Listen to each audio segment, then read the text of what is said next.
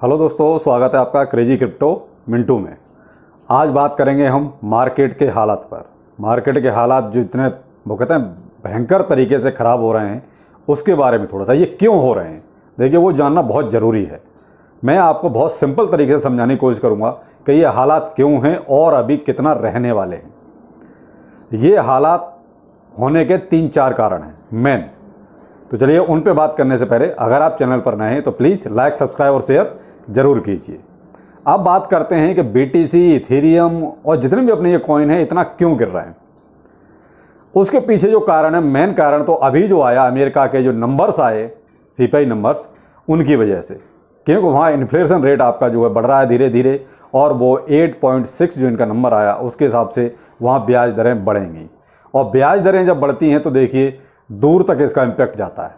और वो इम्पैक्ट भी ऐसा रहता है कि देखिए जो लोग ब्याज में पैसा लेते हैं वो कम लेंगे तो इन्वेस्टमेंट भी उसी हिसाब से कम हो जाएंगे। एक आपका रसिया का तो चल ही रहा है, रसिया यूक्रेन, वो तो जग जाहिर हो गया है, तो उसके बारे में तो कहना ही क्या, वो अभी ख़त्म भी नहीं हो रहा है।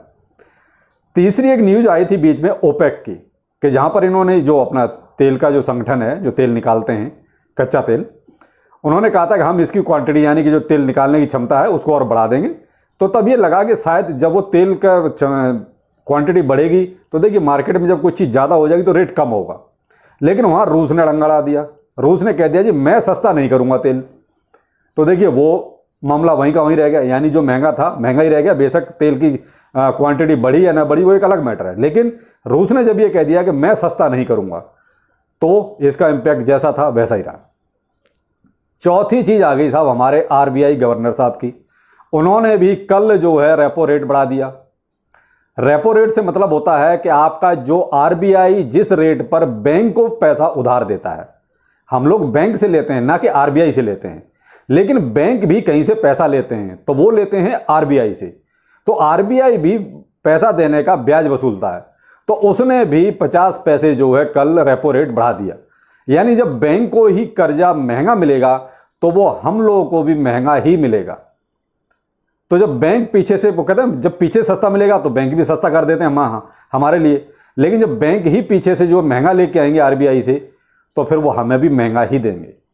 तो देखिए अब क्या हो रहा है कि जेब से पैसा निकल रहा है, और वो पैसा जा कहाँ रहा है, इन्वेस्टमेंट में नहीं जा रहा, वो पैसा जा रहा है हमारे डेली के यूजेज में। क्योंकि सब चीज़ इतनी महंगी हो रही है, इतनी महंगी हो रही है और हो जाएंगी कि सारा का सारा पैसा तो हमारा उन्हीं चीज़ों में चला जाएगा। फिर हम इन्वेस्टमेंट कहाँ करेंगे।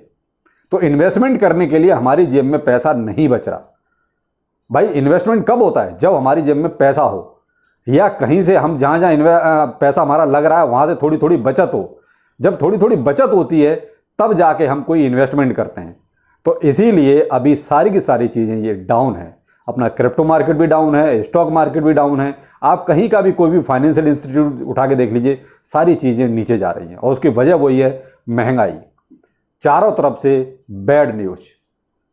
तो हमारा BTC, इथेरियम, ये भी सब नीचे जा रहे हैं, इसी वजह से जा रहे हैं। और जबकि मैंने अपने एक पहले वीडियो में ये बता दिया था कि 25,400 या इसके बाद $22,000, ये मैं थंबनेल देख रहा हूँ, आप देख लीजिए।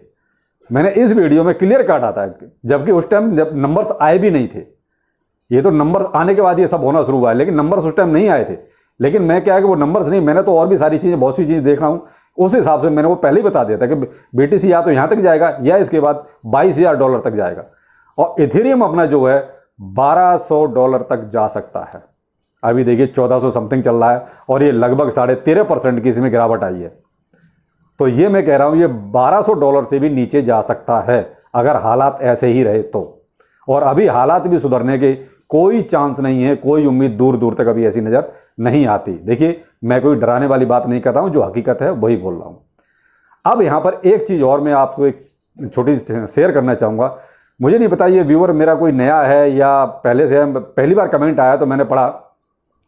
उन्होंने लिखा कि मुझे मेरे डैडी ने 50,000 रुपये दिए थे बैंक में जमा करने के लिए, और वो मैंने क्रिप्टो में लगा दिए, और वो 50,000 के आज की डेट में 16,000 समथिंग शायद कुछ बचा है। तो भाई ऐसी गलती कोई भी ना करे। मैं सिर्फ ये कोट इसीलिए कर रहा हूँ, मैं उनका नाम नहीं लेना चाहूँगा, कि ऐसी गलती कोई भी व्यूअर ना करे। जो पैसा आपका ज़रूरत का है, जो पैसा आप कहीं बहुत ही काम के लिए आपने संभाल के रखा हुआ है, उस पैसे को आप क्रिप्टो में ना डालें, बिल्कुल भी ना डालें। और अगर गलती से डाल भी दिया है तो मैं तो उनको यही सलाह दूंगा कि आपका जितना भी बचा हुआ है, जो भी अब आपके हाथ में है, आप लो और एग्जिट हो जाओ। क्यों? वो पैसा आपका बहुत ज़रूरी है, वो किसी न किसी काम के लिए आपने रखा हुआ है। तो ऐसे पैसे को आप क्रिप्टो में ना डालें। क्रिप्टो आज की डेट में एक वो कहते हैं टैगलाइन, खतरों के खिलाड़ी, केवल उनके लिए है आज की डेट में। देखिए आगे माहौल अच्छा होगा तो सबके लिए बहुत अच्छा हो जाएगा, लेकिन आज जो लोग होल्ड कर सकते हैं, जिनमें जो कहते हैं खतरों से खेलने की क्षमता है या दम है, वो लोग तो अभी सरवाइव कर जाएंगे। लेकिन जो बहुत सिर्फ इसमें आए थे कि हम आज पैसा लगाते हैं और कल ही हमारा जो है डबल हो जाएगा या कल ही हम लखपति बन जाएंगे, तो भाई उनसे तो मैं यही कहना चाहूँगा कि आप जो भी है अपना पैसा निकाल लीजिए। क्यों? मार्केट अभी गिरेगा, आपका जो बचा है हो सकता है वो भी और कम हो जाए। और अगर आप खतरों से खेल सकते हैं तो फिर क्रिप्टो में वेलकम है आपका। क्रिप्टो में आपको टाइम देना पड़ेगा, आपको होल्ड करना पड़ेगा, तो एक आपको अच्छा रिटर्न मिलेगा। अगर आप सिर्फ रातों रात के लिए आए थे तो प्लीज़ आपका जितना बनता है आप ले लीजिए, वो ज़्यादा अच्छा रहेगा। तो आप होल्ड कीजिए, खतरों से खेलिए, तो एक अच्छा आपको बेनिफिट भी मिलेगा। क्रिप्टो उनके लिए है, लेकिन कमज़ोर दिल वालों के लिए थोड़ा सा मुश्किल हो जाती है। अब जैसे ये भाई साहब हैं जिन्होंने अब 50,000 का 16,500 बता रहे हैं, तो मैं तो यही कहूँगा कि ऐसे लोग जो है निकाल लें और अपना जिस ज़रूरत के लिए पैसा ये रखा हुआ था उस ज़रूरत में लगाएं, क्योंकि उनके लिए हो सकता है वो ज़रूरत ज़्यादा इंपॉर्टेंट हो। बाकी अपना BTC अभी और गिरेगा, इथेरियम अभी और गिरेगा, तो अभी कोई भी परचेज की बात तो बिल्कुल नहीं। अभी केवल आप मार्केट को देखिए, मार्केट को जज कीजिए और मार्केट को समझिए, उसके बाद ही कोई बाइंग कीजिए। अभी बाइंग की तो किसी भी तरह की कोई अपॉर्चुनिटी नहीं है। हाँ, किसी के पास एक्सेस मनी है तो वो अपने हिसाब से थोड़ा बहुत देख सकता है, तो बाकी थोड़ा सा मार्केट को जज कीजिए। आज के लिए इतना ही, फिर मिलते हैं। नमस्कार।